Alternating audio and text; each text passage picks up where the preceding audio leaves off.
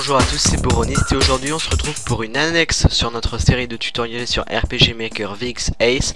Et dans cette annexe, en fait, ce que je voudrais vous expliquer, c'est comment donc charger vos propres ressources sur RPG Maker VX Ace. Donc vous pouvez créer vous-même vos ressources en utilisant des templates qu'on verra par la suite, que je vous passerai à un certain moment dans une autre annexe où j'expliquerai comment faire ses propres ressources. Mais là aujourd'hui je vais vous expliquer donc comment les importer, et qui dit importer dit les trouver. Donc pour les trouver, là je suis allé donc sur Google et j'ai tapé sur Google images RPG Maker VX. Ensuite vous voyez donc des images, mais aussi vous voyez des petits des petites planches par exemple là de caractères.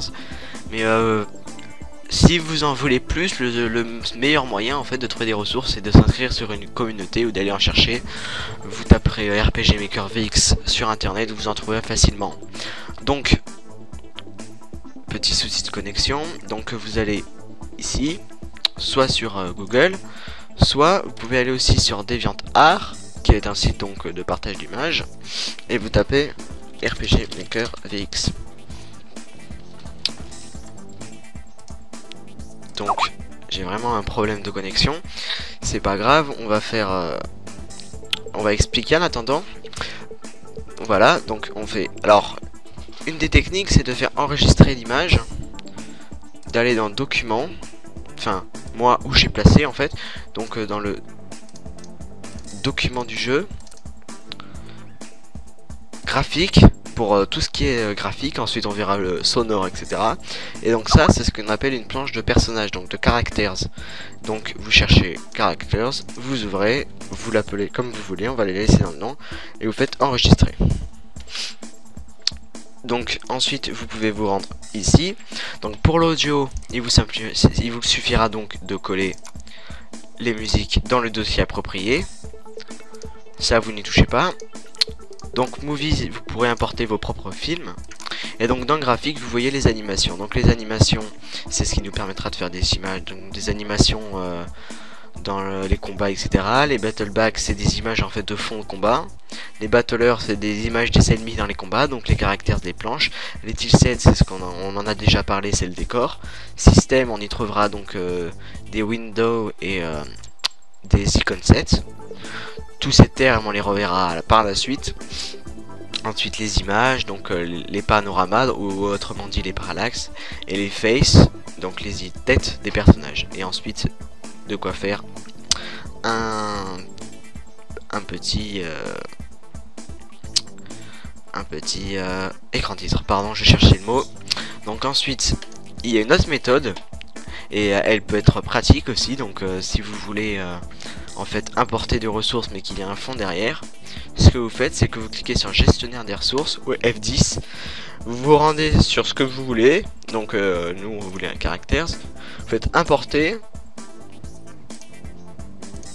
et vous trouvez, donc vous allez chercher votre ressource là où vous l'avez enregistré et vous l'importez. Donc là vous voyez que il y a un fond blanc derrière.